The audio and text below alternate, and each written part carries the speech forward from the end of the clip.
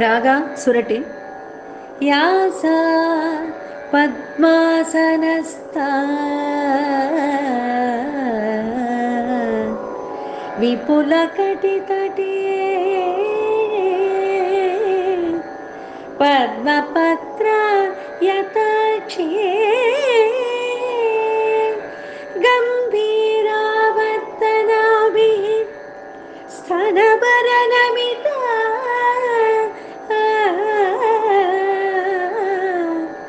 ಶುಭ್ರವಸ್ತ್ರೋತ್ತರೇ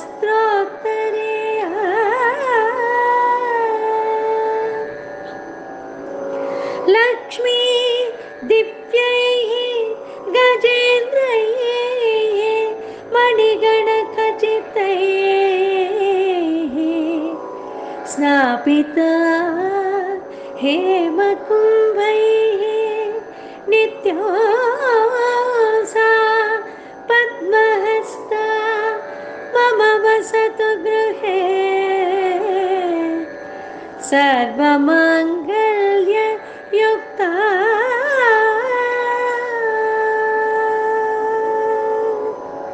ಶ್ರೀ ಗುರುಭ್ಯೋ ನಮಃ. ಹರಿ ಓಂ. ಲಕ್ಷ್ಮೀ ಶೋಭನದ 69ನೆಯ ಪದ್ಯದ ಅನುಸಂಧಾನವನ್ನು ಮುಂದುವರಿಸೋಣ. ಪೀನ ಕಂಧರದ ತ್ರಿವಿಕ್ರಮರಾಯನ ಕೊರಳಿನ ಮೇಲಿಟ್ಟು ಆ ಶಬ್ದವನ್ನು ಬಹುವಿಧವಾಗಿ ಚಿಂತನೆ ಮಾಡ್ತಾ ಇದ್ದೇವೆ ನಾವು. ಕಂ ಅಂದರೆ ತಲೆ, ಧರ ಅಂದರೆ ಧರಿಸಿದವ. ಎಂಥ ತಲೆ ಇರಬೇಕು? ತಲೆ ತುಂಬ ಕೂದಲಿರಬೇಕು, ಆ ಕೂದಲನ್ನು ಜಡೆ ಹಾಕಿರಬೇಕು, ಜಡೆ ತುಂಬ ಬೇಡವಾದನ್ನು ಸಿಗಿಸ್ಕೊಂಡಿರಬೇಕು. ಇಂಥ ತಲೆಯ ನೋಡಿ, ಯಾರು ಜಡೆ ಬಿಡಬೇಕಾ ಅವರೆಲ್ಲ ತೆಗೆದು, ಯಾರು ಜಡೆ ಬಿಡಬಾರ್ದ ಅವರೆಲ್ಲ ಜಡೆ ಬಿಟ್ಟರು. ಅಷ್ಟೇ ಅಲ್ಲ, ಇಂಥ ತಲೆಗಳನ್ನು ಧರಿಸೋದ? ತಲೆ ಇಲ್ಲದ ತಲೆಗಳನ್ನು ಹೊತ್ತ ಕುತ್ತಿಗೆ ಇದ್ದರೇನು ಬಿಟ್ಟರೇನು, ಅಂತ ಕುತ್ತಿಗೆಯನ್ನು ಕತ್ತರಿಸಿ ಮಾರಿಗೆ ಹಾಕಿದರೂ ತೊಂದರೆ ಇಲ್ಲ. ಆದರೆ ಲಕ್ಷ್ಮಿ ಅಂತ ಇಂತಹ ಕುತ್ತಿಗೆಯನ್ನು ಆರಿಸಿಕೊಳ್ಳಲಿಲ್ಲ. ಪೀನಕಂಧರದ ತ್ರಿವಿಕ್ರಮ, ಅತಲ ವಿತಲ ಸುತಲ ತಲಾತಲ ರಸಾತಲ ಮಕಾತಲ ಪಾತಾಲ ಭೂಲೋಕ ಭುವರ್ಲೋಕ ಮಗೋಲೋಕ ಜನೋಲೋಕ ತಪೋಲೋಕ ಸತ್ಯಲೋಕಕ್ಕೆ ಬೆಳೆದು ನಿಂತಹ ದಿವ್ಯಾಕೃತಿಯನ್ನ ವರಿಸ್ತಾ ಇದ್ದಾಳೆ. ಇದರ ಅಂತರ ಭಾವಕ್ಕೆ ನಾವು ಹೋದಾಗ ಅವಳು ಹೇಳ್ತಾ ಇರೋದು ಏನಂದ್ರೆ, ಪೀನ ಕಂಧರದ ತ್ರಿವಿಕ್ರಮ ರಾಯನ ಕೊರಳಿನ ಮೇಲಿಟ್ಟು, ಅವನ ಕೊರಳ ಹತ್ರ ಇಟ್ಲು ನಮಸ್ಕಾರ ಮಾಡಿ ಅಂತ ಹೇಳಿದ್ದಾರೆ ಬಿಟ್ರೆ, ನತು ತಲೆಯ ಮೇಲಿಟ್ಟು ಅಂತ ಹೇಳಲಿಲ್ಲ ನೋಡಿ. ಪೀನ ಕಂಧರದ ತ್ರಿವಿಕ್ರಮ ರಾಯನ ತಲೆಯ ಮೇಲಿಟ್ಟು ನಮಿಸಿದಳು ಅಂತ ಹೇಳ್ಬೋದಿತ್ತಲ್ಲ, ಏನು ತಪ್ಪಿದು?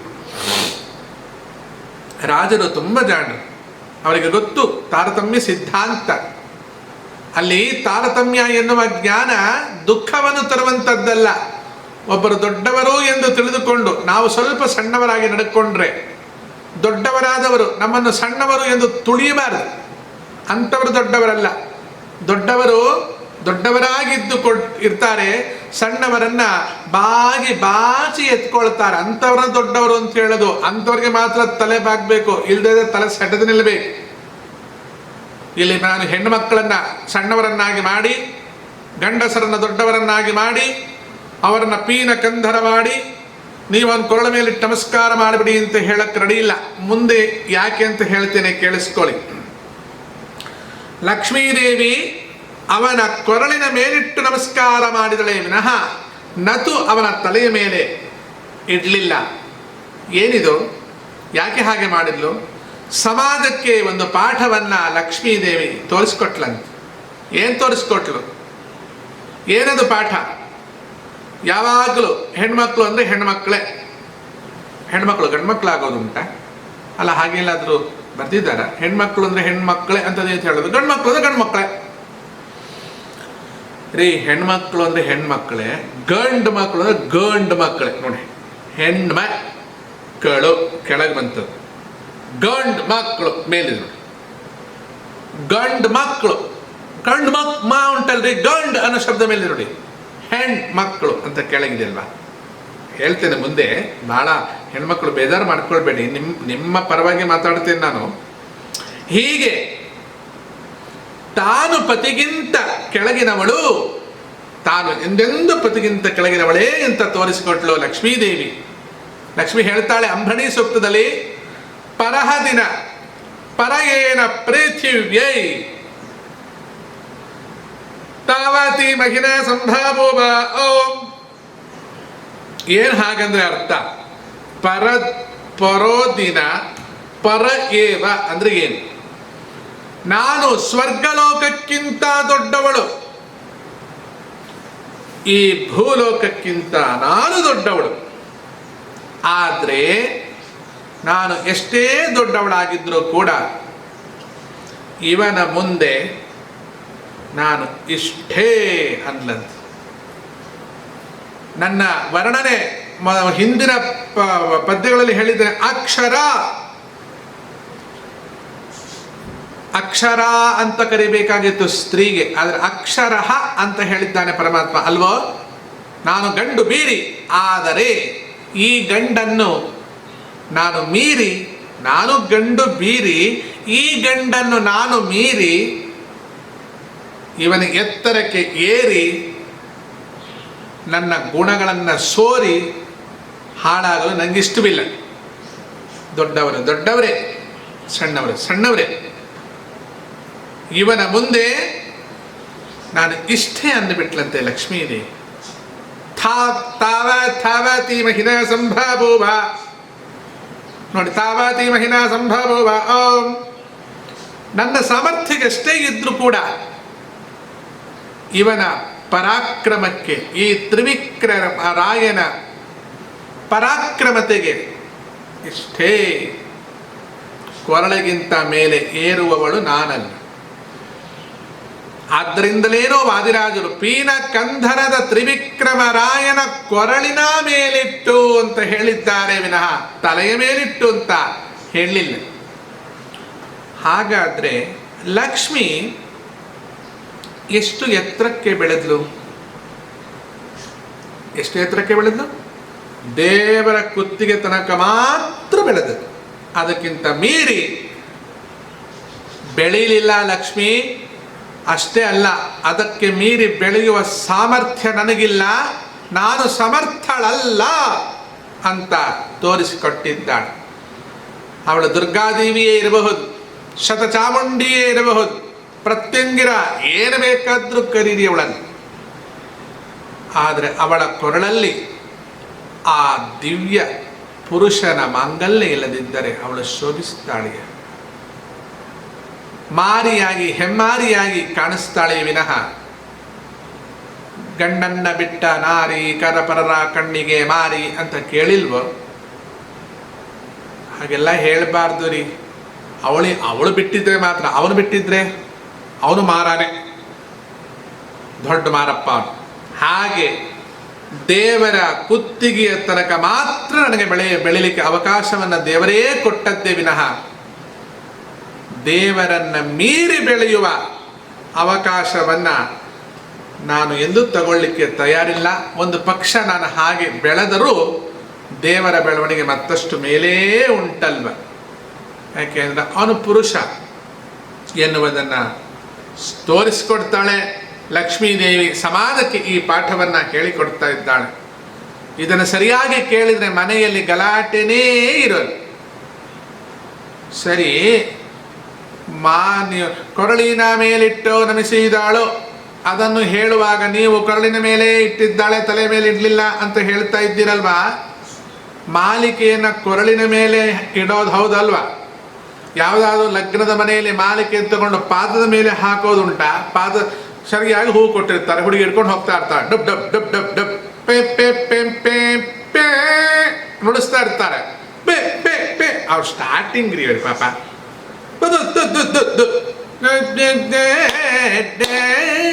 ಶುರುವಾಗುತ್ತೆ. ಇನ್ನೇನು ಮಾಲಿಕೆ ಹಿಡ್ಕೊಂಡು ಸೀದಾ ಹೌದು ತೆಗೆದೊಂದು ಕಾಲದ ಮೇಲೆ ಹಾಕ್ಬಿಟ್ರು.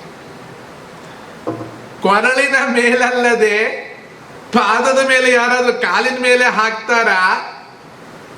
ರಾಜರು ತುಂಬ ಜಾಣರು, ಎಷ್ಟು ಬೇಕೋ ಅಷ್ಟೇ ಮಾತಾಡ್ತಾರ. ಹೆಚ್ಚಿನ ಶಬ್ದಗಳನ್ನೆಲ್ಲ ನಮ್ಮ ಹಾಗೆ ಕೊರೆಯೋದಿಲ್ಲ. 45 ನಿಮಿಷಕ್ಕೆ ಮುಗಿಸ್ಬೇಕು ಅಂತೇಳಿ ಕೊರೆದದ್ದು. ಹಾಗೆ ಸಾನುಭೋಗ ಸಿಟ್ಟು ಬಂದು ಮಡಕೆ ತೋತು ಕೊರೆದನೋ ಅಂತ ಕೊರಿಲಿಕ್ಕೆ ಹೋಗುವುದಿಲ್ಲ. ವಾದಿರಾಜಸ್ವಾಮಿಗಳವರು ಬಹಳ ಸ್ವಲ್ಪ ಶಬ್ದಗಳ ಮೂಲಕ ಇಡೀ ಚಿತ್ರಣವನ್ನ ನಮ್ಮ ಕಣ್ಣ ಮುಂದೆ ತೆರೆದು ಇಡ್ತಾರೆ. ಇಲ್ಲಿ ಒಂದು ಶಬ್ದವನ್ನು ಹೆಚ್ಚಿಗೆ ಮಾತಾಡುವರೆಲ್ಲ. ಒಂದು ಉದಾಹರಣೆ ನಿಮಗೆ ಕೊಳ್ಳ, ಲೌಕಿಕ ಉದಾಹರಣೆ ಕೊಳ್ಳ. ಒಬ್ಬ ವರದಿಗಾರ ಅವನೇನ್ ಗೊತ್ತಾ, ಅಲ್ಲಿ ಬರ್ದ, ಯಾರೋ ಸರಗಳ್ಳರು ಮುತ್ತೈದೆಯ ಕೊರಳಿನಿಂದ ಕರಿಮಣಿಯನ್ನು ಅಪಹರಿಸಿ ಅಂತ ಹಾಕಿಬಿಟ್ಟ ಪತ್ರಿಕೆ. ಅಪಹರಿಸಿದ್ದಾರೆ. ಯಾರೋ ಒಬ್ಬ ಸರಗಳ್ಳರು ಮುತ್ತೈದೆಯ ಕೊರಳಿನಿಂದ ಕರಿಮಣಿಯನ್ನ ಅಪಹರಿಸಿದ್ದಾರೆ ಅಂತ ಪತ್ರಿಕೆಯಲ್ಲಿ ಹಾಕಿಬಿಟ್ಟ. ಬರೀ ಇಷ್ಟನ್ನೇ ಪತ್ರಿಕೆಯಲ್ಲಿ ಹಾಕಿದ್ರೆ ಇದು ಒಂದೇ ದಿನದ ವಿಷಯ ಆಗಿ ಬಿಡ್ತದೆ. ಪತ್ರಿಕೆಯಲ್ಲಿ ಯಾಕೆ ಅಷ್ಟೇ ಹಾಕೋದು, ಪುಟ ಅಷ್ಟು ಹೋಯ್ತು ಬಿಡಿ. ಅದಕ್ಕೆ ಸಂಪಾದಕ ಹೇಳಿದ ವರದಿಗಾರನ ಹತ್ರ ಏನಂತ ಹೇಳಿದ ಗೊತ್ತಾ, ಮಾರಾಯ ಏನಿದು ನೀವು ಬರೆದದ್ದು? ಮುತ್ತೈದೆಯ ಕೊರಳಿನಿಂದ ಕರಿಮಣಿಯನ್ನ ಅಪಹರಿಸಿದ್ದಾರೆ ಅಂತ ಬರೆದದ್ದಲ್ವೋ? ಹೌದು. ಅಲ್ಲಪ್ಪ, ಕುತ್ತಿಗೆಯಿಂದ ತಾಳಿ ಕದ್ದದ್ದು ಅಂತ ಬೇಕಿತ್ತ? ಕುತ್ತಿಗೆಯಿಂದ ತಾಳಿ ಕದ್ದದ್ದು ಅಂತ ಬೇಕಿತ್ತ ಮಾರಾಯ? ತಾಳಿ ಕಟ್ಟೋದು ಕುತ್ತಿಗೆಗೆ ಅಲ್ವಾ? ತಾಳಿನ ಎಲ್ಲಿ ಕಟ್ತಾರೆ? ಕುತ್ತಿಗೆಗೆ ತಾನೇ ಕಟ್ಟೋದು. ಹಾಗಾದ್ರೆ ಕುತ್ತಿಗೆಯಿಂದ ತಾಳಿನ ಅಪಹರಣ ಅಂತ ಬೇಕಿತ್ತ ಅದು? ಮತ್ತೆ ತಾಳಿನ ತಗೊಂಡೋಗಿ ಯಾರಾದ್ರೂ ಕಾಲಿಗೆ ಕಟ್ಟಿದ್ದು ಎಲ್ಲಾದ್ರೂ ನೋಡಿದ್ದೀರಾ? ಯಾಕೆ ಬೇಕಾಗಿತ್ತು? ತಾಳಿ ಅಪಹರಣ ಅಂತ ಸಾಲದ? ಬರೀ ತಾಳಿ ಅಪಹರಣ ಅಂತ ಹಾಕಿದ್ರೆ ಆಗ್ತಿತ್ತು. ಮುತ್ತೈದೆಯ ಕೊರಳಿನಿಂದ ತಾಳಿಯನ್ನು ಕದ್ದುಕೊಂಡು ಓಡಿ ಹೋದ. ಅಲ್ರಿ, ತಾಳಿನ ಕಟ್ಟೋದು ಕುತ್ತಿಗೆಗೆ, ಕಾಲಿಗೆ ಯಾರು ಕಟ್ಟೋಲ್ಲ. ಅಲ್ಲಿ ಕುತ್ತಿಗೆಯಿಂದ ತಾಳಿನ ಹರದ ಅಂತ ಬರಿಬೇಕಾದಿಲ್ಲ. ಇನ್ನೊಬ್ಬ ಬರ್ದ, ಕಳ್ಳನು ಗೃಹಿಣಿಯ ಕುತ್ತಿಗೆಯ ತಾಳಿ ಹರಿದ ಅಂತ ಬರೆದ. ಇನ್ನು ಸ್ವಲ್ಪ ವಿಶೇಷವಾಗಿ ಗೃಹಿಣಿ ಅಂತ ಸೇರಿಸ್ತಾರೆ. ಹೌದಪ್ಪ, ಇದು ಭಾಳ ಚೆನ್ನಾಗಿದೆ. ಅಲ್ಲ ರೀ, ತಾಳಿಯನ್ನು ಹರಿಯೋದು ಕಳ್ಳರೇ ಅಲ್ವಾ? ಇಲ್ಲಿ ತನಕ ಯಾರೋ ಸುಬಗರು ತಾಳಿಯನ್ನು ಹರಿದದ್ದು ಎಲ್ಲದು ನೋಡಿದ್ದೀರ? ಯಾರ್ದೋ ಕೊರಳಿನ ಸರ ಎಲ್ಲ ಹರ್ಕೊಂಡು ಹೋಗೋದು, ತಾಳಿನ ಹರಿಯೋದು, ಅವರೆಲ್ಲ ಕಳ್ಳರೇ ಅದನ್ನೆಲ್ಲ ಮಾಡೋದು. ಸುಬಗರು ಯಾರು ಮಾಡೋದಿಲ್ಲ. ಒಂದು ಪಕ್ಷ ಸುಬಗರು ಹಾಗೆ ಮಾಡಿದ್ರೆ ಅವರು ಕಳ್ಳರೇ ಅಂತ ಹೇಳಬೇಕು. ಸರಿ, ಅಲ್ಲಿ ಗೃಹಿಣಿ ಅಂತ ಬರೀತಾರಲ್ಲ, ಗೃಹಸ್ಥನ ಕೊರಳಿನಿಂದ ಅಂತ ಬರೀಲಿಕ್ಕಾಗತ್ತಾ? ತಾಳಿಯನ್ನ ಗೃಹಿಣಿ ಅಲ್ಲದೇನು ಗೃಹಸ್ಥ ಕಟ್ಟಿಕೊಳ್ಳೋದು ಅಂತ ಉಂಟಾ? ಇನ್ನು ರಾತ್ರಿಯ ವೇಳೆಯಲ್ಲಿ ಅಂತ ಬರೀತಾರೆ, ಹಗಲಿನ ವೇಳೆಯಲ್ಲಾದ್ರೂ ತಾಳಿ ಹರಿಯೋದುಂಟಾ? ಅಲ್ಲ, ಈಗ ಹಗಲು ಶುರುವಾಗಿದೆ ಬಿಡಿ. ಸರಗಳರಿದ್ರ ಎಚ್ಚರಿಕೆ. ಹೋಗ್ತಾ ಹಾಗೆ ಕುತ್ತಿಗೆ ಒಂದನ್ನೇ ಬಿಡ್ತಾರೆ, ತಾಳಿ ಅವರ ಕೈಯಲ್ಲಿ ಹೋಗಿರ್ತದೆ. ಯಾಕೆ ಹೋಯಿತು? ತಾಳಿಯ ಬೆಲೆ ತಿಳಿಯದೆ ಕಟ್ಟಿಸಿಕೊಂಡದ್ದರಿಂದ, ಕುತ್ತಿಗೆಯ ಧರ್ಮವನ್ನು ಅರಿಯದಿದ್ದರೆ, ತಾಳಿ ಎಲ್ಲೆಲ್ಲೋ ಜೋತಾಡುತ್ತಿದ್ದರೆ ಅದು ಹರಿಯದೆ ಮತ್ತೇನಾದೀತು? ಹೌದಾ? ಮತ್ತೆ ತಾಳಿ ಹೇಗಿರಬೇಕು? ಮಾಂಗಲ್ಯಂ ತಂತುನಾನೇನ ಕಂಠೇ ಭದ್ನಾಮಿ. ಹೀಗೆ ಕುತ್ತಿಗೆಗೆ ಹತ್ತಿರವಾಗಿ ಇಲ್ಲೊಂದು ಮಣಿ ಉಂಟು ನೋಡಿ, ಇಲ್ಲಿ ಮುಟ್ಟುವಾಗ ಒಂದು ರೌಂಡ್ ಮಣಿ ಇದೆ, ಅದನ್ನು ಮುಚ್ಕೊಂಡಿರ್ಬೇಕಿದು. ಹೀಗಿದ್ರೆ ಮಾತ್ರ ತಾಳಿ. ಕಾಣಿಸ್ತದೆ ನಿಮಗೆ ನೋಡಿ, ಇಲ್ಲಿದೆಯಲ್ಲ, ಇಲ್ಲೊಂದು ಮಣಿ ಇದೆ, ಹೀಗೆ ಮುಟ್ಟುವಾಗ ಒಂದು ರೌಂಡ್ ಸಿಗುತ್ತೆ, ಅದನ್ನು ಮುಚ್ಚಿಕೊಂಡಿದ್ರೆ ಮಾತ್ರ ತಾಳಿ. ಇದನ್ನು ಸ್ವಲ್ಪ ಹರಿಲಿಕ್ಕೆ ಕಷ್ಟ ಆಗತ್ತೆ ನೋಡಿ.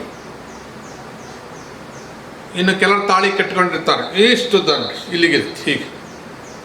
ಅದರ ಒಳಗೆ ಯಾಕೆ ಅಷ್ಟುದ್ದ ತಾಳಿ ಕಟ್ಕೊಳ್ಳೋದ್ರಿ ಅಂದ್ರೆ ಅದು ಜೋಲಾಡ್ತಿರ್ಬೇಕು. ಈ ನಾಗರ ಪಂಚಮಿಯಲ್ಲಿ ಈ ದಾವಣಗೆರೆ ಉತ್ತರ ಕರ್ನಾಟಕ ಪ್ರಾಂತ್ಯದಲ್ಲಿ ಜೋಕಾಲಿ ಹಬ್ಬ ಅಂತ ಆಡ್ತಾರೆ. ಹಾಗೆ ಕೆಲವರ ತಾಳಿಯನ್ನು ಇಲ್ಲಿಂದ ಹಿಡಿದು ಹೊಕ್ಕಳನ್ನು ದಾಟಿ ನೆರಿಗೆಗೆ ಹತ್ತಿರವಾಗಿ ಇರ್ತಾರೆ. ಇನ್ನು ಸ್ವಲ್ಪ ಕೆಳಗೆ ಹಾಕ್ಕೊಳ್ಬೋದಿತ್ತ ಬೇರೆ ಕೆಲಸಗಳಿಗೆಲ್ಲ ಕಷ್ಟ ಆಗ್ಬೋದು ಅಂತ ತಾಳಿಯನ್ನು ಉದ್ದ ಅಷ್ಟಕ್ಕೆ ಮುಗಿಸ್ಬಿಟ್ಟಿದ್ದಾರೆ. ಆ ಮಾಂಗಲ್ಯ ಬಂತು, ಏನಾಯ್ತು, ಉದ್ದಕ್ಕಿತ್ತು. ಬಂಗಾರ ಎಷ್ಟೇ ದಪ್ಪ ಇದ್ರು ಏನು ತೇರಿನ ಹಗ್ಗದಷ್ಟು ದಪ್ಪ ಸರಿಗೇನು ಮಾಡಲಿಕ್ಕೆ ಸಾಧ್ಯ ಇದೆಯಾ? ಅದು ತೆಳ್ಳಗಿತ್ತು. ಅವನು ಕಳ್ಳಗೆ ಹೇಳ್ದ, ಚಟ್ಟ ಬಂತು ನೋಡಿ ಆ ಸರ. ಅದೇ ಕುತ್ತಿಗೆಗೆ ಹತ್ತಿರವಾಗಿ ಹೀಗಿದ್ದರೆ ಇದನ್ನು ಸ್ವಲ್ಪ ಜಗ್ಗುವುದು ಕಷ್ಟ. ಯಾಕಂದರೆ ಕುತ್ತಿಗೆಗೆ ನೋವಾಗತ್ತೆ. ನೋವಾದ ತಕ್ಷಣ ಎಚ್ಚರಿಕೆ ಆಗತ್ತೆ. ಎಚ್ಚರಿಕೆ ಆದ ತಕ್ಷಣ ಕಳ್ಳನ ಮುಖಕ್ಕೆ ನಿಮ್ಮ ಕೈಯೇ ಹೋಗಿ ಬಾರಿಸುತ್ತೆ. ಅದು ನಿಮಗೆ ಗೊತ್ತಾಗಲ್ಲ. ಯಾಕೆಂದರೆ ತಾಳಿ ಎಲ್ಲಿಳಿತು? ತಾಳಿ ತಾಳಿ ತಾಳಿ ತಾಳಿ ತಾಳಿ ತಾಳಿ ತಾಳಿ. ಅಪ್ಪ ಮಾರಾಯ, ನೀನು ಕುತ್ತಿಗೆ ಹತ್ರ ಬರಬೇಡ ಮಾರಾಯ, ಸಾಕಾಗಿ ಹೋಗಿದೆ. ಯಾವ ಜನ್ಮದ ಕರ್ಮವೋ ನಿನ್ನನ್ನು ಕಟ್ಟಿಕೊಂಡದ್ದು ಕುತ್ತಿಗೆ ಹತ್ರ. ಅದಕ್ಕೆ ಕಾಗೆ ದಬ್ಬು ಹೋದಕ್ಕೆ ನೇಲ್ತಾ ಇರ್ತದೆ. ಹೀಗೆ ನೇಲುವಂತ ಕುತ್ತಿಗೆಯ ತಾಳಿಯನ್ನು ಹಗಲಿನ ವೇಳೆಯಲ್ಲೇ ಕಳ್ಳನು ಅಪಹರಿಸಿದ. ಅಂದರೆ ಹಿಂಗೆ ಜಕ್ಕೊಂಡು ಮೇಲಿಂದನೂ ಎತ್ಕೊಂಡು ಹೋಗ್ಬೋದು, ರಟ್ ಅಂತ ಎಳ್ಕೊಂಡು ಕಿತ್ಕೊಂಡೇ ಹೋಗುತ್ತೆ. ತಾಳಿಯನ್ನು ಯಾವಾಗಲೂ ಹೀಗೇ ಧಾರಣೆ ಮಾಡ್ಕೊಳ್ಬೇಕು. ನೀವು ಯಾಕ್ರಿ ಅದೆಲ್ಲ ತಾಳಿಗಿಳಿ ಹಾಕೋತೀರಿ ಅಂತ ಕ್ವಶನ್ ಕೇಳಬೇಡಿ. ಯಾಕೆಂದರೆ ನೀವು ಹೀಗೆ ಹಾಕ್ಕೊಂಡಿರಲಿ ಅಂತ ನಾನು ಹಾಕಿಕೊಂಡು ತೋರಿಸೋದಷ್ಟೇ, ನನಗೆ ತಾಳಿ ಬೇಕಾದ್ದಿಲ್ಲ. ಹೀಗೆ ಹಗಲಿನ ವೇಳೆನೂ ಕೂಡ ತಾಳಿ ಎಲ್ಲಾದರೂ ಕಸಿಯೋದುಂಟಾ ಅಂತ ಪ್ರಶ್ನೆ ಕೇಳಿದರೆ ಹೌದು, ಕಸಿತಾರೆ ಬಿಡಿ, ತಾಳಿ ಇದ್ರೆ, ತಾಳ್ಕೊಂಡಿದ್ರೆ. ಇಷ್ಟು ಸಾಕಿತ್ತಲ್ವಾ? ಏನು ಸಾಕಿತ್ತು? ಇಷ್ಟು ಬರೆದು ಸಾಕಿತ್ತು ನೋಡಿ, ತಾಳಿ ಅಪಹರಣ ಅಂತ ಬರೆದಿದ್ದು ಸಾಕಿತ್ತಲ್ಲ ಪತ್ರಿಕೆಯಲ್ಲಿ. ಅದಾಗ ಉಳಿದ ಜಾಗದಲ್ಲಿ ಏನು ಬರೀಲಿಕ್ಕಾಗುತ್ತೆ? ಇನ್ನು 10 ಜನರ ತಾಳಿ ಬರೀಲಿಕ್ಕಾಗ್ತದ? ಇಷ್ಟು ಸಾಕಿ, ತಾಳಿಯ ಅಪಹರಣ ಅಷ್ಟು ಸಾಕು. ಗೃಹಿಣಿಯ ಕುತ್ತಿಗೆಯಿಂದ ಕಳ್ಳನು ತಾಳಿಯನ್ನು ಹರಿದ, ಅದು ಜಾಸ್ತಿ ಆಯಿತು. ಮುತ್ತೈದೆಯ ಕೊರಳಿನಿಂದ ತಾಳಿಯನ್ನು ಹರಿದ. ಮುತ್ತೈದೆ ಅಲ್ಲದೆ ಏನು ವಿಧವೆ ಕೊರಳಿನಿಂದ ತಾಳಿ ಹರಿಲಿಕ್ಕಾಗತ್ತಾ ಅಂತ ನೀವು ಕ್ವಶನ್ ಮಾಡಬಾರ್ದು. ಜನಕ್ಕೆ ಅರ್ಥ ಆಗಬೇಕು ತಾಳಿ ಯಾರು ಕಟ್ಕೋತಾರೆ ಅಂತ. ಆ ಪತ್ರಿಕೆಯವನಿಗೆ ಗೊತ್ತಿದೆ, ಜನಕ್ಕೆ ಗೊತ್ತಿಲ್ಲ ತಾಳಿ ಕಟ್ಟೋದು ಯಾರು ಅಂತ.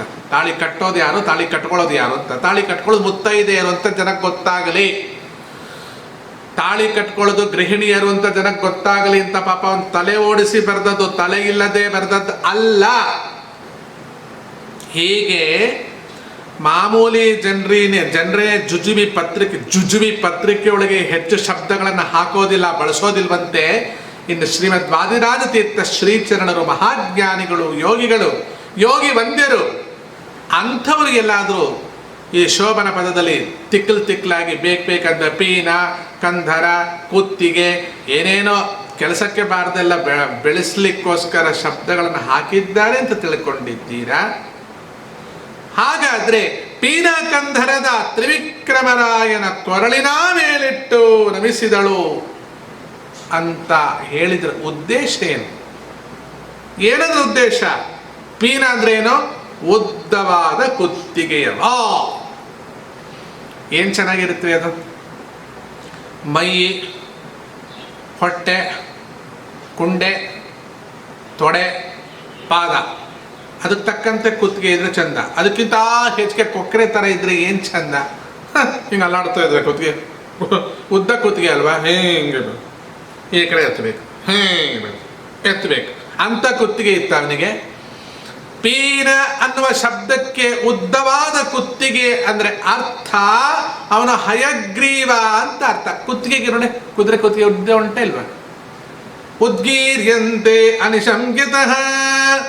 ಪರಮಾತ್ಮನ ಕುತ್ತಿಗೆಯಲ್ಲಿ ಸಕಲ ಬ್ರಹ್ಮಾಂಡಗಳಿಗೆ ಸಂಬಂಧಪಟ್ಟಂತಹ ಸದಾಧಾರ ಶಬ್ದವಾಗಿರ್ತಕ್ಕಂಥ ಋಗ್ಯಜು ಸಾಮ ಅಥರ್ವಣಾದಿಗಳು ತುಂಬಿಕೊಂಡಿದೆ. ವೇದಜ್ಞಾನ ತುಂಬಿಕೊಂಡಿದೆ, ಅದಕ್ಕೆ ಅಷ್ಟು ಪೀನವಾಗಿದೆ. ವೇದಜ್ಞಾನ ತುಂಬಿಕೊಂಡಿದೆ, ಅದಕ್ಕೆ ಅಷ್ಟು ಪೀನವಾಗಿದೆ. ಅಷ್ಟಾದಶ ಪುರಾಣಗಳು ತುಂಬಿಕೊಂಡಿದೆ, ಅದಕ್ಕೇ ಅಷ್ಟು ಪೀನವಾಗಿದೆ.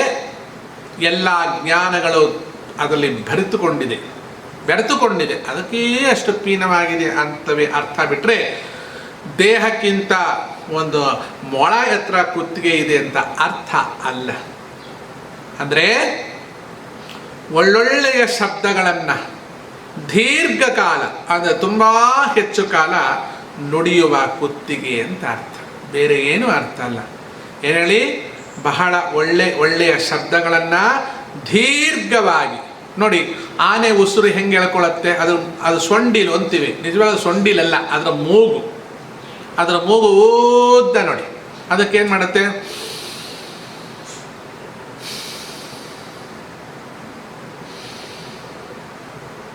ಎಷ್ಟು ಉದ್ದ ಮೂಗುಂಟು ಅಷ್ಟುದ್ದ ದೀರ್ಘವಾಗಿ ಶ್ವಾಸ ತಗೊಳ್ಳುತ್ತೋ ಇಲ್ಲ. ಹಾಗೆ ಸ್ವಾಮಿಯ ಕುತ್ತಿಗೆ ಉದ್ದವಾಗಿರುವುದರಿಂದ ದೀರ್ಘವಾಗಿರ್ತಕ್ಕಂತಹ ಒಳ್ಳೆಯ ಶಬ್ದಗಳನ್ನು ಸದಾಕಾಲ ನುಡಿತಾ ಇರ್ತಕ್ಕಂತಹ ಕುತ್ತಿಗೆ ಉಳ್ಳವ ಎಂದು ಹೇಳಬೇಕಾಗಿದೆ ಅರ್ಥ. ಇದ್ರ ಇನ್ನೊಂದು ಅರ್ಥ ಏನು ಗೊತ್ತಾ, ನೀವು ಮದುವೆ ಮಾಡಿಕೊಳ್ಳುವ ಹುಡುಗ ಬಹಳ ಎತ್ತರದವನಾಗಿರಬೇಕು. ಅಂದರೆ ಗಾತ್ರದಲ್ಲಿ ಅಂತ ಅರ್ಥ ಅಲ್ಲ, ಅವನೂ ಕೂಡ ಪೀನಕಂಧರನಾಗಿರಬೇಕು. ಪೀನ ಅಂದ್ರೇನು, ಉದ್ದ ಕುತ್ತಿಗೆಯವನಾಗಿರಬೇಕು. ಅಂದರೆ ಅರ್ಥ ಒಂದು ಮೊಳ ಉದ್ದ ಕುತ್ತಿಗೆ ಅಂತ ಅರ್ಥ ಅಲ್ಲ. ಕಂಧರ, ಒಳ್ಳೆ ತಲೆ ಇರಬೇಕು ಅವನಿಗೆ, ಒಳ್ಳೆ ಕುತ್ತಿಗೆ ಇರಬೇಕು ಅವನಿಗೆ. ಏನು ಗಂಡ ಅಂತ ಮಟ್ಟಿಗೆ ನಾನು ಬಹಳ ದೊಡ್ಡವ. ಲಕ್ಷ್ಮೀ ಶೋಭಾನ ಹೇಳಿದ್ದಾರೆ, ನನ್ನ ಹೆಂಡತಿ 2 ಸ್ಟೆಪ್ ಕೆಳಗೆ ಕಮ್ಮಿ ಅಂತ ಏನಾರೋ ಗಾಂಚಲಿ ಮಾಡೋ ಹಾಗಿಲ್ಲ. ಯಾಕೆ ಮಾಡೋ ಹಾಗಿಲ್ಲ ಅಂದರೆ, ನೀನು ಪೀನಕಂಧರನ, ನೀನು ಪೀನವಾದ ಕುತ್ತಿಗೆಯವನ, ಕಂಧರವನ್ನು ಧರಿಸಿದ ಕುತ್ತಿಗೆಯವನ ಅಂತ ಪ್ರಶ್ನೆ ನೀವು ಕೇಳಬಹುದು. ಏನೂ ಬೇಜಾರಿಲ್ಲ. ನೀನು ಸೀತಾದೇವಿ ಇದ್ದಂಗಿರಬೇಕು. ಖಂಡಿತ ಇರ್ತೀನಿ. ನೀನು ರಾವಣನ ಹಾಗಿದ್ರೆ ನಾನು ಸೀತೆ ಆಗ್ಲಿಕ್ಕೆ ಆಗೋದು. ನಾನು ಮಂಡೋದ್ರಿ ಆಗಬೇಕಾಗತ್ತೆ. ಮಂಡೋದ್ರಿ ಆದಮೇಲೆ ಏನು ಹಣೆ ಬರ, ನಿನ್ನ ಕಳ್ಕೋಬೇಕಾಗತ್ತೆ. ನೀನು ದ್ರೌಪದಿ ಹಾಗಿರಬೇಕು. ಹೌದು, ನೀನು ಧರ್ಮರಾಜನಾಗಿ ಇರಬೇಕು. ನೀನು ದುರ್ಯೋಧನನಾಗಿರುವುದಾದರೆ ನಾನು ಭಾನುಮತಿ ಆಗಿರ್ಬೇಕಾಗತ್ತೆ. ಬಾನಾಮತಿ ಅಂತ ಅದೊಂದು ಬೇರೆ, ಮತ್ತೆ ಅದು ಮಾಟ ಮಂತ್ರಕ್ಕೆ ಸಂಬಂಧಪಟ್ಟಂತ ಹೆಸರು. ಭಾನುಮತಿ ದೇವಿ ಆಗಿರ್ಬೇಕಾಗತ್ತೆ. ಹೌದಾ? ದ್ರೌಪದಿ ಆಗಿದ್ರೆ ಮುತ್ತೈ ಸಾವಿತ್ರಿ ಆಗಿ 5 ಜನರ ತತ್ವಕ್ಕೆ ನಾನು ಹೆಂಡತಿಯಾಗಿ ಬಾಳಬಲ್ಲೆ. ದುರ್ಯೋಧನಾಗಿ ನೀನಿದ್ರೆ, ನಾನು ಭಾನುಮತಿ ಆದರೆ ನನ್ನ ಹಣೆ ಬರ ಕುಂಕುಮ ಮಾಡಿಸ್ಕೊಳ್ಳದೆ ನೀನು ಸತ್ಯ ಅಂತಲೇ ಅರ್ಥ. ನೀವು ಅವನನ್ನು ಸಾಯಲಿ ಅಂತ ಹೇಳೋದು ಬೇಡ್ರಿ, ನೀವು ಅವನ ಹೆಂಡತಿ ಆದರೆ ಸಾಕು. ದುರ್ಯೋಧನ ಅವನಾಗಿದ್ರೆ ನೀವು ಭಾನುಮತಿ ಆಗ್ಬೇಕಷ್ಟೇ, ಅದು ಸತ್ತ ಅಂತ ಅರ್ಥ. ಅವನು ರಾವಣ ಆಗೋದಾದ್ರೆ ನೀವು ಮಂಡೋದ್ರಿ ಆದರೆ ಸಾಕು, ಅವನು ಸತ್ತ ಅಂತ ಅರ್ಥ. ನಿಮ್ಮ ಅನಿಷ್ಟದ ಗಂಡನ ಸಾವಿಗೆ ನೀವು ಪ್ರತ್ಯೇಕವಾದಿ ಏನು ಸಂಕಲ್ಪ ಮಾಡಬೇಕಾದಿಲ್ಲ. ಅವನ ಹೆಂಡತಿಯಾಗಿ ಬಿಟ್ಟರೆ ಸಾಕು, ಅವನು ಸತ್ತು ಹೋಗ್ತಾನೆ. ಇಲ್ಲ, ಇವರು ಬದುಕಿರ್ತಾರೆ ಬಿಡಿ, ಅವ್ರಿಗೇನು ತೊಂದರೆ ಇಲ್ಲ. ಹೀಗೆ ಪೀನವಾದ ಕುತ್ತಿಗೆ ಉಳ್ಳವನಾಗಿರಬೇಕು ಅಂದರೆ ಸದಾ ಒಳ್ಳೆಯ ಶಬ್ದಗಳನ್ನು ಮಾತನಾಡುವ ಕುತ್ತಿಗೆಯವನಾಗಿರಬೇಕು ನೀನು. ಏನದು ಒಳ್ಳೆ ಶಬ್ದ? ಇವಳ ಜೀವನದಲ್ಲಿ ಇವಳಿಗೆ ನಾನು ಪುಷ್ಟಿಯನ್ನು ಕೊಡುವಂಥ ಮಾತುಗಳನ್ನು ಆಡಬೇಕು. ಅಂಥ ಕುತ್ತಿಗೆ ನನ್ನದಾಗಿರಬೇಕು. ಏನೋ ಕಷ್ಟ ಪಾಪ, ಏನಮ್ಮ ಚೆನ್ನಾಗಿದ್ಯಾ, ಏಮ್ರಾ పెళ్ళామని అమ్మ అని చెప్తా ఉన్నారు. ಅಮ್ಮ ಅಂತೀಯಲ್ಲ, ಅವ್ರು ಹೆಂಡ್ತೀನ, ಏನು ತಪ್ಪಿಲ್ಲ. ಅಮ್ಮ ಅಂದರೆ ಏನು ತಪ್ಪಿಲ್ಲ. ಯಾಕೆಂದರೆ ಅಪತ್ಯಪ್ಪುಮ, ನಿನ್ನದೇ ಸ್ವರೂಪಕ್ಕೆ ಜನ್ಮ ಕೊಡುವಂಥ ತಾಯಿ. ಅದರಿಂದ ಅವಳನ್ನು ಅಮ್ಮ ಅಂತ ಕರೆದ. ಏನಮ್ಮ ಆರಾಮಿದೆಯೇನಮ್ಮ? ಹ್ಞೂ ಕಣಮ್ಮ ಆರಾಮಿದೆ. ಪಾಪ ಅಡುಗೆ ಮನೆ ಒಂದೇ ಕುಸ್ತಿ ಹೊಡೆದಿರುತ್ತೆ ಹೆಂಗ್ಸ್. ಬಾ ಮಿಕ್ಸಿ ಕೆಟ್ಟೋಗಿರುತ್ತೆ, ಸ್ವಲ್ಪ ಹೋಗಿ ರಿಪೇರಿ ಮಾಡಿಕೊಡು. ಪಾಪ ಸುಸ್ತಾಗಿ ಹೋಗಿದೆ ಆ ಹೆಂಗಸಿಗೆ. ಅಡುಗೆ ಮಾಡಿ ಮಾಡಿ ಮಾಡಿ ಮಾಡಿ ಹೋಗೋ, ಸ್ವಲ್ಪ ಬಿಸಣಿಗೆ ಹಾಕು, ಏನು ಗಂಟು ಹೋಗೋಲ್ಲ. ಒಳ್ಳೆಯ ಮಾತುಗಳನ್ನು ಆಡಿ ಅವಳನ್ನು ರಮಿಸಬೇಕು, ಆ ರಮಣಿಯನ್ನು ರಮಿಸಬೇಕು. ಅಂತಹ ಕುತ್ತಿಗೆಯವನಾಗಿರಬೇಕು ಇವನು. ಅದಕ್ಕೆ ಪೀನ ಕಂಧರ. ಪೀನ ಅಂದರೆ ಉದ್ದವಾದ ಕುತ್ತಿಗೆ ಉಳ್ಳವನಾಗಿರಬೇಕು. ಯಾರು? ವಿಷ್ಣುವಿನ ಕಥೆ ಹೇಳ್ತಾ ಇಲ್ಲ ನಾನೀಗ, ನಿಮ್ಮ ಜೀವನದಲ್ಲಿ ನಿಮ್ಮ ಗಂಡನ ಕಥೆ ಹೇಳೋದು. ಇದಕ್ಕೆ ಮುಂಚೆ ನಾನು ಹೇಳಿದ್ದಲ್ವ, ಏನು? ಗಂಡನಿಗಿಂತ 2 ಸ್ಟೆಪ್ ಕಮ್ಮಿ ನೀವಿರಬೇಕು. ಗಂಡನೇ ದೇವರು ಅಂತ ತಿಳ್ಕೋಬೇಕು. ಪತಿಯೇ ದೇವರು ಅನ್ಕೋಬೇಕು. ನೀನು ಹೆಂಗಿರಬೇಕು ಅನ್ನೋದೆಲ್ಲ ಹೇಳಿ ಆಗಿದೆ. ಈಗ ನಿನ್ನ ಗಂಡ ಹೇಗಿರಬೇಕು ಅನ್ನೋದು, ನಿನ್ನನ್ನು ಅರಿತು ಅವನು ಜೀವನ ಮಾಡಬೇಕು. ಯಾಕೆ? ಅವನು ಕಂಧರ. ಕಂ ಅಂದ್ರೇನೋ ಶ್ರೀಗೆ ಜಾತಕ ಶ್ರೀಗೆ ಅನಿರ್ಗಾಗ ಶ್ರೀಗೆ ಜಾತಕ ಅಂತ ಹೇಳಿದ್ನಲ್ಲ ನಾನು. ಕಂ ಅಂದರೆ ಸುಖ, ಧರ ಅಂದರೆ ಧರಿಸಿದವ ಅಂತ ಅರ್ಥ. ಇನ್ನೊಂದು ಅರ್ಥ, ಪಾಪ ತಾಯಿಯ ಮನೆಯನ್ನ ತೊರೆದು ಬಂದಿರತಕ್ಕಂತಹ ಈ ಹೆಣ್ಣಿಗೆ ದುಃಖವನ್ನು ಕೊಡದೆ ಹೇಗೆ ನಾನು ಇವಳ ಜೊತೆ ಜೀವನ ಮಾಡಬೇಕು, ಇವಳಿಗೆ ಯಾವ ರೀತಿಯಾದ ಸುಖವನ್ನು ನಾನು ಕೊಡಬೇಕು ಎನ್ನುವ ಸತ್ ಆಲೋಚನೆಗಳನ್ನು ಸದಾಲೋಚನೆಗಳನ್ನು ಸದಾಕಾಲ ಇವನ ತಲೆಯಲ್ಲಿ ಧರಿಸಿರಬೇಕು. ಕಂ ಅಂದರೆ ತಲೆ, ಧರ. ಕಂ ಅಂದರೆ ಸುಖ, ಧರ ಅಂದರೆ ಧರಿಸಿದವ ಕುತ್ತಿಗೆ. ಅಂದರೆ ಯಾವುದೋ ಮನೆಯನ್ನು ಬಿಟ್ಟು ಪಾಪ ಅಣ್ಣ ತಮ್ಮ ಅಕ್ಕ ತಂಗಿ ಬಂಧು ಬಳಗ ಎಲ್ಲವನ್ನೂ ತೊರೆದು, ಗೊತ್ತಿಲ್ಲ ಪರಿಚಯ ಇಲ್ಲ, ನೀನು ನಿಮ್ಮ ಅಪ್ಪನ ಜೊತೆನೇ ಇದೆಯಾ, ನೀನು ನಿಮ್ಮ ಅಮ್ಮನ ಜೊತೆಗೇ ಇದೆಯಾ, ನೀನು ನಿಮ್ಮ ಅಣ್ಣ ತಮ್ಮಂದ್ರ ಜೊತೆಗೇ ಇದೆಯಾ, ಮತ್ತೆ ನೀನು ನಿಮ್ಮ ಅಕ್ಕ ತಂಗಿಯರ ಜೊತೆನೇ ಇದೆಯಾ, ಮತ್ತೆ ನೀನು ಕಟ್ಕೊಂಡಿರೋ ನಾಯಿ ಜೊತೆನೇ ಇದೆಯಾ. ಏನೇ ಕಟ್ಕೊಂಡಿರೋ ನಾಯಿ ಅದು ಮನೇಲಿ ಇಟ್ಕೊಂಡಿದ್ರಲ್ಲ ಅದಕ್ಕೆ. ಇವರೆಲ್ಲ ಬಿಟ್ಟು ನೀನು ಬಂದ್ಯಾ, ನೀನು ಇವ್ರ ಜೊತೆ ಇದೆಯಾ ತಾನೆ. ಪಾಪ ಆ ಹುಡುಗಿ ಎಲ್ಲವನ್ನೂ ತೊರೆದು ಬರಲಿಲ್ವ, ಮನೆಯ ಬಾಗಿಲನ್ನು ತಿರುಗಿ ನೋಡದೆ ಬರಲಿಲ್ವ. ಅವಳಿಗೆ ನೀನು ಕಂಧರನಾಗು. ಕಂ ಅಂದರೆ ಸುಖವನ್ನು, ಧರ ಕೊಡುವವನಾಗು ಅಂತ ಕುತ್ತಿಗೆ ನಿನ್ನದಾಗಬೇಕು. ನೀನು ಪೀನ ಕಂಧರನಾಗು. ಪೀನ ಅಂದ್ರೆ ಉದ್ದ ಕುತ್ತಿಗೆವನಾಗು. ಏನು ಉದ್ದ ಕುತ್ತಿಗೆ? ನಿನ್ನ ಹೆಂಡತಿಗೆ ದುಃಖ ಕೊಡುವಂತಹ ಮಾತುಗಳನ್ನು ಆಡಬೇಡ. ನಿನ್ನ ತೊತ್ತಿನ ಸೇವಕಿ ಎಂದು ಅವಳನ್ನು ತಿರಸ್ಕಾರದಿಂದ ನೋಡಬೇಡ. ಹಾಗೆ ನೋಡಿದ್ದೇ ನಿಜವಾದರೆ ಅವರು ನಿಮಗೆ ಲಕ್ಷ್ಮೀದೇವಿ ಆಗೋದಿಲ್ಲ, ಮಹಾಮಾರಿಯಾಗಿ ನಿನ್ನ ಕುತ್ತಿಗೆ ನೆಲಕ್ಕೆ ಬೀಳಿಸಿ ತೆಗೆದಾರು ಎಚ್ಚರಿಕೆ. ಹೀಗೆ ಚಿಂತಿಸುತ್ತಾ ಇವನ ತಲೆಯಲ್ಲಿ ಏನಿರಬೇಕು? ಶ್ರೀ ಇರಬೇಕು. ಇವನು ಶ್ರೀಧರನಾಗಿರಬೇಕು. ಕೆಲವು ಶ್ರೀಧರ ಅಂತ ಹೇಳ್ತಾರೆ ನೋಡಿ. ಶ್ರೀ ಅಂದರೆ ಸಂಪತ್ತನ್ನು ಧರಿಸಿದವ ಅಂತ ಅರ್ಥ. ಶ್ರೀಧರ ಅಂತಂದ್ರೆ ಲಕ್ಷ್ಮಿಯನ್ನು ಧರಿಸಿದವ ಅಂತ ಅರ್ಥ. ಈಗ ನಾನು ಹೇಳ್ತಿರೋ ಶ್ರೀ ಅನ್ನೋ ಶಬ್ದ ತಲೆ. ತಲೆಯಲ್ಲಿ 5 ಇಂದ್ರಿಯಗಳಿದೆ. ಆ 5 ಇಂದ್ರಿಯಗಳಿಗೆ ಶ್ರೀ ಅಂತಲೇ ಹೆಸರು. ಅಂತಹ ಶ್ರೀ ನಾರಿ ತನ್ನಾಕರದಲ್ಲಿ ನೋಡಿ. ಇವತ್ತು ಶ್ರೀ ಅನ್ನೋ ಶಬ್ದವು ಈ 69 ಪ್ರಾರಂಭದಿಂದ ಹಿಡಿದು ಕೊನೆಯ ತನಕಲವೂ ಶ್ರೀಯೇ ಆಗ್ತಾ ಇದೆ. ಇದನ್ನು ಯಾರು ಕೇಳ್ತಾರೆ ಅವರ ಜೀವನದಲ್ಲಿರ್ತಕ್ಕಂಥ ಅಮಂಗಲವೆಲ್ಲ ತೊಲಗಿ ಹೋಗುತ್ತೆ. ಯಾಕಂದ್ರೆ ಇದು ಶ್ರೀ ಶ್ರೀ ಶ್ರೀ ಶ್ರೀ ಶ್ರೀ ಶ್ರೀ ಶ್ರೀ ಶ್ರೀ ಶ್ರೀ ಶ್ರೀ ಶ್ರೀ ಶ್ರೀ ಶ್ರೀ ಶ್ರೀ ಶ್ರೀ ಶ್ರೀ 1008 ವಿದ್ಯಾಹಂಸ ಭಾರತೀ ಶ್ರೀಪಾದರ ದಿವ್ಯವಾಣಿಯಾದ್ದರಿಂದ ಅವರ ಜೀವನದಲ್ಲಿ ಸಂಪತ್ತು ಎನ್ನುವುದು ಪಂಚೇಂದ್ರಿಯಗಳು. ಆ ಪಂಚೇಂದ್ರಿಯಗಳಾಗಿರ್ತಕ್ಕಂಥ ಶ್ರೀ ತತ್ವಗಳು ಯಾವಾಗಲೂ ಸಂಪದ್ಭರಿತವಾಗಿರಲಿ, ಅಂದರೆ ಆರೋಗ್ಯ ನಿಮ್ಮದಾಗಿರಲಿ ಎನ್ನುವುದು ಈ ಪದ್ಯದ ಅನುಸಂಧಾನ. ಹೀಗೆ ಅಂತಹ ಶ್ರೀಯನ್ನು ಧರಿಸಿದವನಾಗಿರಬೇಕು. ಶ್ರೀ ಅಂದರೆ ತಲೆ ಆಯಿತು, ಧರ ಅಂದರೆ ಕುತ್ತಿಗೆ. ತನ್ನ ಹೆಂಡತಿಯಲ್ಲಿ ಶ್ರೀ ಸನ್ನಿಧಾನ ಇರೋದ್ರಿಂದ ಶ್ರೀಧರ ರೂಪವರಾಯ ಶ್ರೀರೂಪಿಣೆ ಕನ್ಯಾ.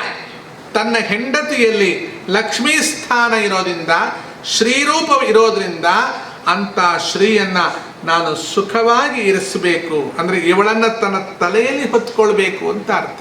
ತಲೆಯಲ್ಲಿ ಹೊತ್ಕೋಬೇಕು ಅಂದರೆ ಅವಳು ರೆಡಿ ಇದ್ದಾಳೆ, ಬಿಡಿ ಕುತ್ಕೋ, ಬೆನ್ನು ಹತ್ತುತ್ತಾಳೆ, ತಲೆ ಮೇಲೆ ಕುತ್ಕೋತಾಳೆ. ಆ ತಲೆ ಅಲ್ಲಪ್ಪ, ತಲೆಯ ಒಳಗೆ ಅವಳ ವಿಚಾರಗಳನ್ನು ಸದಾ ಧರಿಸ್ಕೊಂಡಿರಬೇಕು. ಅದು ನಿಜವಾದ ತ್ರಿವಿಕ್ರಮ ನೀನು. ಇಲ್ಲದಿದ್ರೆ ನೀನೆಂತ ವಿಕ್ರಮ? ಶ್ರೀಯೇ ಜಾತಃ. ಪುನಃ ಮತ್ತೆ ಹೇಳ್ತೇನೆ, ತಲೆಯಲ್ಲಿ ಧರಿಸಿದವ ಕಂಧರನಾಗಿರಬೇಕು. ಎಂತ ಕಂಧರ? ಇವಳು ಕೂಡ ಅವನಿಗಿಂತ ಹೆಚ್ಚು ಓದಿದವಳಾಗಿದ್ರು ಕೂಡ, ಹೆಚ್ಚು ದುಡಿಯವಳಾಗಿದ್ರು ಕೂಡ, ತನ್ನ ಪತಿಯನ್ನ ಶ್ರೀಧರ ಅಂದರೆ ತನ್ನ ಒಡೆಯ, ತನ್ನ ವಿಚಾರಗಳನ್ನು ತಲೆಯಲ್ಲಿ ಧರಿಸಿಕೊಂಡವ, ನನಗಿಂತ ಮೀರಿದವ, ನನಗಿಂತ ದೊಡ್ಡವ ಎಂಬುವ ಚಿಂತನೆಯನ್ನ ಇವಳು ಕೂಡ ಮಾಡಿಕೊಂಡು ಹೇಗಿರಬೇಕು? ಕುತ್ತಿಗೆಗಿಂತ ಅವಳು ಬೆಳೆದು ನಿಲ್ಲಬಾರದು. ಅಂದರೆ ಇಲ್ಲಿ ಬಾಯಿಗೆ ಬಂದಂಥ ಮಾತುಗಳನ್ನು ಇವಳು ಆಡಲಿಕ್ಕೆ ಅವನ ಕುತ್ತಿಗೆ ಸಮಕ್ಕೆ ಇವಳು ಇರಬಾರದು. ಅದಕ್ಕೆ ಪೀನಾ ಕಂಧರದ ತ್ರಿವಿಕ್ರಮರಾಯನ ಕೊರಳಿನ ಮೇಲಿಟ್ಟು ಅಂತ ಹೇಳಿದ್ದಾರೆ. ಅದಕ್ಕೆ ಲಕ್ಷ್ಮೀದೇವಿ ಹೇಳಿದ್ದು ತಾವತಿ ಮಹಿನಾ ಸಂಭವೋ ವಾ, ನನ್ನ ಮಹಿಮೆ, ನನ್ನ ದೊಡ್ಡತನ, ನನ್ನ ಹಿರಿಯತನ ಎಷ್ಟು ಬೇಕಾದ್ರೂ ಇಲ್ಲಿ ಇವನ ಎಷ್ಟೇ ಅನ್ನುವುದನ್ನು ತೋರಿಸುವುದಕ್ಕೋಸ್ಕರ ಲಕ್ಷ್ಮೀದೇವಿ ಅನೇಕ ಚಿಂತನೆಗಳ ಮೂಲಕ ಇದನ್ನು ತೋರಿಸಿಕೊಡ್ತಿದ್ದಾಳೆ. ನೋಡಿ, ನಮ್ಮಲ್ಲಿ ಮದುವೆ ಆಗುತ್ತಲ್ಲ, ಆಗುವಾಗ ಏನು ಮಾಡ್ತಾರೆ ಹೇಳಿ? ಹುಡುಗ ಎತ್ತರ ಇರ್ತಾನೆ, ಇಲ್ಲ ಹುಡುಗ ಕುಳ್ಳಗಿರ್ತಾನೆ, ಇಲ್ಲ ಹುಡುಗ ಎತ್ತರ ಇರಬೇಕ್ರಿ, ಹುಡುಗಿ ಸಣ್ಣ ಇರಬೇಕು. ನೋಡಿ ಲಕ್ಷ್ಮೀನಾರಾಯಣ ವಿಗ್ರಹ ನೋಡಿ, ಲಕ್ಷ್ಮೀನ ತೊಡೆ ಮೇಲೆ ಕೂರಿಸ್ಕೊಂಡಿರ್ತಾನೆ ಇಲ್ವ, ಎಷ್ಟು ಪುಟ್ಟದಾಗಿರುತ್ತೆ. ಇನ್ನು ನಾರಾಯಣನ ವಿಗ್ರಹ ನೋಡಿ, ಲಕ್ಷ್ಮೀನಾರಾಯಣಾಯ ರೂಪವರಾಯ ನೋಡಿ, ಅಲ್ಲಿ ಲಕ್ಷ್ಮೀ ನರಸಿಂಹಸ್ವಾಮಿ ನೋಡಿ, ಅಲ್ಲೇ ಪಕ್ಕದಲ್ಲಿ ಪುಟ್ಟ ಪುಟ್ಟ ವಿಗ್ರಹ. ಏನಾಗಿ ಮಾಡ್ತಾರೆ ಗೊತ್ತಾ? ಹುಡುಗಿ ಸಣ್ಣವಳಿರಬೇಕು, ಹುಡುಗ ಎತ್ತರ ಇರಬೇಕು, ತಲೆ ಇಲ್ಲ, ಸೀದಾ ಓಡು ಸೋದ್ರ ಮಾವ ನೋಡಿ, ಇನ್ಯಾರೋ ಓಡೋಗೋದು, ದಡ ದಡ ದಡ ದಡ ಓಡೋಗೋದು. ಅವ್ರ ತಲೆ ಮೇಲೆ ಮಂತ್ರಾಕ್ಷತೆ ಹಾಕಬೇಕು, ಹೂವಿನ ಮಾಲೆ ಹಾಕಬೇಕು ಅಂತ ಆ ಹುಡುಗಿನ ಎತ್ಕೊಂಡು ನಿಂತುಬಿಡೋದು. ಎತ್ಕೊಂಡು ನಿಂತು ಅಲ್ಲಿದ್ದವರೆಲ್ಲ ಶೀಟಿ ಹೊಡೆಯೋದು, ಚಪ್ಪಾಳೆ ಹೊಡೆಯೋದು, ಕೇಕೆ ಹೊಡೆಯೋದು, ಆ ಹುಡುಗಿನ ಮೇಲೆ ಎತ್ತಿ ಬಿಡ್ತಾರೆ. ಎತ್ತಿ ಅವನ ತಲೆಗಿಂತ ಮೇಲೆ ಅಲ್ಲ, ಕೊರಳಿಗಿಂತ ಮೇಲೆಲ್ಲ ರೀ, ತಲೆಗಿಂತ ಮೇಲೆ ಎತ್ತಿ ಹೇಳ್ಕೊಡೋದು, ಲೇ ನಿನ್ನ ಜೀವನದಲ್ಲಿ ಎಂದು ತಲೆ ಬಾಗ್ಬೇಡ, ಒಂದು ತಲೆ ಮೇಲೆ ಎತ್ತಿ ಬಡಿ ಅಂತ ಹೇಳ್ಕೊಡೋ ಅಂತ ತವ್ರ ಮನೆಯವರು ಆಗಬಾರ್ದು ರೀ. ಮತ್ತು ಹಾಗಾದರೆ ಹುಡುಗಿ ಸಣ್ಣವಳಾಗಿದ್ದಾಳಪ್ಪ, ಈಗ ಹುಡುಗನ ಕೊಳ್ಳಗೆ ಹಾರ ಹಾಕಬೇಕು, ಹಿಂಗೆ ಬರೋಲ್ಲ, ಅದು ಏನು ಮಾಡಬೇಕು? ಹುಡುಗಂಗೆ ಹೇಳ್ಕೊಡೋದು, ಗಂಡಿನ ಕಡೋರು, ಲವ್ ನೀ ತಲೆ ಬಗ್ಸ್ಕೊಡೋ, ಸೆಟ್ಕೊಂಡೆ ನಿಂತ್ಕೊ. ನೀನಿಂದಾದರೂ ಇವತ್ತು ತಲೆ ಬಗ್ಗಿದೆ ಅಂದರೆ ಮಗನೇ ಜೀವನದಲ್ಲಿ ತಲೆ ಎತ್ತಕ್ಕಾಗಲ್ಲ ನೋಡು, ಹಂಗೆ ಮಾಡಿಬಿಡ್ತಾಳೆ, ನೆಟ್ಟಿಗೆ ನಿಂತ್ಕೊಂತ ಗಂಡಿನ ಮನೆಯವ್ರು ಹೇಳ್ಕೊಡ್ತಾರೆ. ಅದಕ್ಕೆ ಹೆಣ್ಣಿನ ಮನೆಯವ್ರು ಈ ಥರ ಹುಚ್ಚಾಟ ಆಡ್ತಾರೆ. ಮದುವೆಯಲ್ಲಿ ತುಂಬ ಜನಕ್ಕೆ ಇದೆಲ್ಲ ಗೊತ್ತೇ ಇಲ್ಲ. ಆ ಹುಡುಗ ಹಿಂಗೆ ನಿಂತು ಅಲಗಾಡೋದೇ ಇಲ್ಲ, ಹಿಂಗೆ ಇನ್ನು ಸ್ವಲ್ಪ ಬೇಕಾದ್ರೆ ಹಿಂಗೆ ಅಂತಾನೆ. ಇನ್ನೂ ಕೆಲವರು ಮರಗಾಲು ಕಟ್ಕೊಂಡ್ಬರ್ತಾರೆ. ಮರಗಾಲು ಅಂತ ಇರುತ್ತೆ ಗೊತ್ತಾ ನಿಮಗೆ?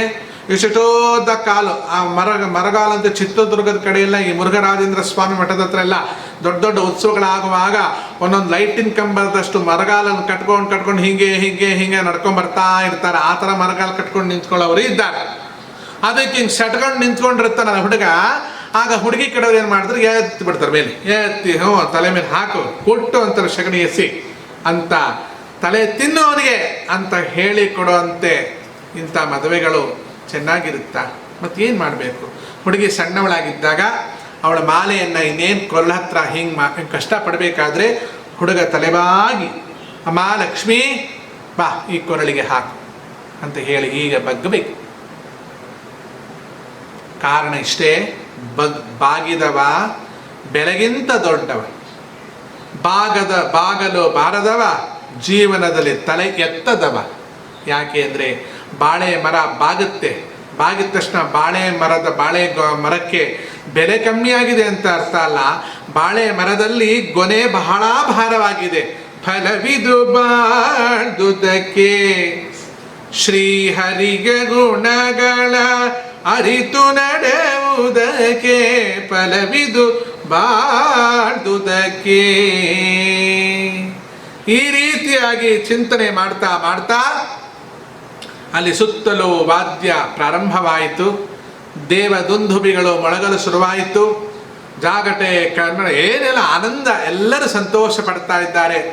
ನಾನಾ ಕುಸುಮಗಳಿಂದ ಮಡಿದ ಮಾಲೆಯ ಶ್ರೀಹರಿ ತನ್ನ ಕರದಲ್ಲಿ ಪೀನಕಂಧರ ತ್ರಿವಿಕ್ರಮ ರಾಯನ ಕೊರಳಿನ ಮೇಲಿಟ್ಟು ನಮಿಸಿದಳು ಶೋಭಾನೆ.